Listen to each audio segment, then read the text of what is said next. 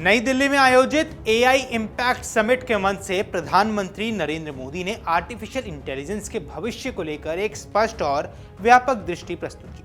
उन्होंने कहा कि एआई केवल एक तकनीक नहीं बल्कि 21वीं सदी का वो परिवर्तनकारी शक्ति है जो समाज, अर्थव्यवस्था और शासन की संरचना को गहराई से प्रभावित करने वाली है। लेकिन इस शक्ति का सही दिशा में उपयोग तभी संभव है जब इसके विकास और उपयोग के लिए स्पष्ट नैतिक ढांचा तैयार किया जाए। इसी संदर्भ में उन्होंने MANAV यानी कि मानव विजन का जिक्र किया, एक ऐसा फ्रेमवर्क जो एआई को मानव केंद्रित, जिम्मेदार और विश्वसनीय बनाने की दिशा में मार्गदर्शन देता है। अब यहाँ प्रधानमंत्री ने कहा कि एआई का मूल उद्देश्य मानवता की सेवा होना चाहिए। यदि तकनीक इंसान के लिए है तो उसके विकास की दिशा भी इंसान के हितों से तय होनी चाहिए। उन्होंने जोर देकर कहा कि एआई का लोकतंत्रीकरण करना जरूरी है ताकि ये कुछ चुनिंदा कंपनियां या देशों तक सीमित ना रह जाए बल्कि समाज के हर वर्ग तक पहुंच सके। इसी सोच के साथ उन्होंने मानव के 5 स्तंभों की व्याख्या की है। तो चलिए इस वीडियो में विस्तार से समझते हैं कि क्या है ये मानव मॉडल। सबसे पहला अक्षर इसमें है M यानी कि मॉरल एंड एथिकल सिस्टम यानी कि नैतिक और नीतिपरक प्रणालियां। प्रधानमंत्री ने यह स्पष्ट किया कि एआई को ऐसे मूल्यों पर आधारित होना चाहिए जो मानव गरिमा, गोपनीयता और अधिकारों का सम्मान करें। उदाहरण के तौर पर यदि एआई का उपयोग स्वास्थ्य सेवाओं में किया जा रहा है तो मरीजों का डेटा की गोपनीयता और सहमति सर्वोपरि होनी चाहिए। यदि इसका उपयोग भर्ती प्रक्रिया में हो रहा है तो एल्गोरिदम में किसी प्रकार का पक्षपात यानी कि बायस नहीं होना चाहिए। नैतिक ढांचा ये सुनिश्चित करता है कि एआई के फैसले निष्पक्ष, पारदर्शी और मानवीय मूल्यों के अनुरूप हों। दूसरा अक्षर है यहाँ A यानी कि अकाउंटेबल गवर्नेंस यानी कि जवाबदेह शासन। अब प्रधानमंत्री ने यहां स्पष्ट किया कि एआई सिस्टम को विकसित करने और लागू करने वाली संस्थाओं को जवाबदेह बनाया जाना चाहिए। यदि किसी एआई सिस्टम के कारण गलत निर्णय होता है, जैसे गलत मेडिकल सलाह या वित्तीय धोखाधड़ी, तो जिम्मेदारी तय होनी आवश्यक है। इसके लिए स्पष्ट नीतियां, नियामक तंत्र और निगरानी व्यवस्था बेहद आवश्यक है। जवाबदेही ये सुनिश्चित करती है कि तकनीक नियंत्रण से बाहर ना जाए और उसके दुरुपयोग की स्थिति में कार्रवाई संभव हो। तीसरा अक्षर है N यानी कि नेशनल सोवरेनिटी यानी कि राष्ट्रीय संप्रभुता। अब प्रधानमंत्री ने इस बात पर जोर दिया कि एआई के युग में डेटा ही नई शक्ति है। यदि किसी देश का डेटा और उसकी डिजिटल अवसंरचना बाहरी नियंत्रण में चली जाए तो उसकी नीतिगत स्वतंत्रता प्रभावित हो सकती है। इसलिए एआई के विकास में राष्ट्रीय हितों की रक्षा बेहद जरूरी है। इसका मतलब ये नहीं कि वैश्विक सहयोग ना हो, बल्कि ये कि हर देश की अपनी डिजिटल संप्रभुता सुरक्षित रखते हुए एआई का विकास करना चाहिए। डेटा स्टोरेज, साइबर सुरक्षा और तकनीकी आत्मनिर्भरता इस स्तंभ के अहम पहलू हैं। चौथा अक्षर है A यानी कि एक्सेसिबल एंड इंक्लूसिव यानी कि सुलभ और समावेशी। अब प्रधानमंत्री ने यहां कहा कि एआई का लाभ केवल बड़े शहरों, बड़ी कंपनियों या विकसित देशों तक सीमित नहीं रहना चाहिए। इसे गांव के छोटे उद्यमियों, छात्रों, किसानों और वंचित वर्गों तक भी पहुंचाना होगा।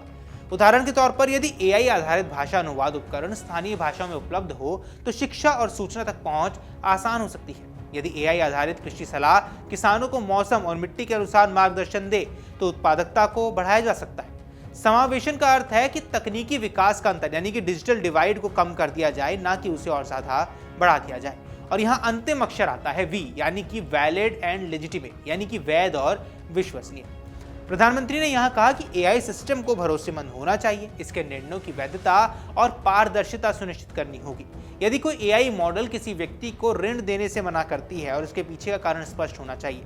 ब्लैक बॉक्स एल्गोरिदम जिनके फैसले समझ में ना आए लोकतांत्रिक समाज में स्वीकार्य नहीं हो सकते हैं। वैधता का अर्थ है कि एआई का उपयोग कानून और संवैधानिक मूल्यों के अनुरूप होना चाहिए।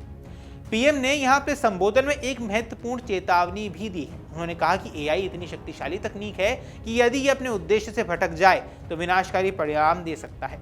डीप फेक, साइबर हमले, स्वचालित हथियार और गलत सूचना यानी कि मिस इन्फॉर्मेशन जैसे खतरे सामने हैं। इसलिए उन्होंने कहा कि हमें एआई को खुली छूट तो देनी होगी ताकि नवाचार हो सके, लेकिन उसकी बागडोर अपने हाथों में रखनी होगी, जिसका अर्थ है संतुलन। ना तो अत्यधिक नियंत्रण जिससे नवाचार रुक जाए और ना ही अनियंत्रित स्वतंत्रता जिससे जोखिम कई गुना बढ़ जाए। उन्होंने ये भी कहा कि एआई का लोकतंत्रीकरण जरूरी है ताकि मनुष्य केवल डेटा पॉइंट या रॉ मटेरियल बनकर ना रह जाए। इंसान की भूमिका केवल डेटा प्रदान करने तक सीमित नहीं रहनी चाहिए, उसे निर्णय प्रक्रिया में केंद्र में रखा जाना चाहिए। तकनीक का उद्देश्य मानव क्षमता को बढ़ाना है, उसे प्रतिस्थापित करना नहीं। विशेष रूप से वैश्विक दक्षिण यानी कि ग्लोबल साउथ के संदर्भ में पीएम ने यहां कहा कि एआई समावेशन और सशक्तिकरण का उपकरण बना सकते हैं।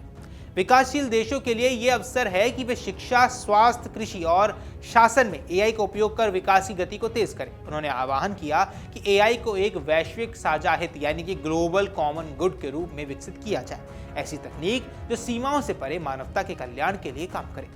अपने संबोधन के अंत में पीएम ने यहां स्पष्ट किया है कि एआई के लिए हमारा अंतिम मानदंड सभी का कल्याण और खुशी होनी चाहिए।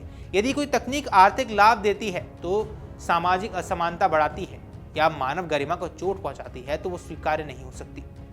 एआई की असली उद्देश्य जीवन को बेहतर, सुरक्षित और समृद्ध बनाना है। इस तरह MANAV यानी कि मानव विजन केवल एक संक्षिप्त रूप यानी कि एक एक्रोनिम नहीं, बल्कि एआई के भविष्य के लिए एक समग्र मार्गदर्शक सिद्धांत है जो नैतिकता, जवाबदेही, संप्रभुता, समावेशन और विश्वसनीयता को एक साथ जोड़ता है। अब ये दृष्टि बताती है कि तकनीक का असली मूल्य तब है जब वो मानवता के हित में काम करे और विकास की दौड़ में किसी को भी पीछे ना छोड़े। बाकी आपको क्या कुछ लगता है कि एआई को लेकर भविष्य में क्या कुछ बदलाव आने वाले हैं, और क्या ये जो मानव मॉडल की बात कही जा रही है ये कितना फायदेमंद साबित होने वाला है? आपको जो कुछ भी लगता है हमें कमेंट सेक्शन पर जरूर बताएं। फिलहाल के इस वीडियो में इतना ही।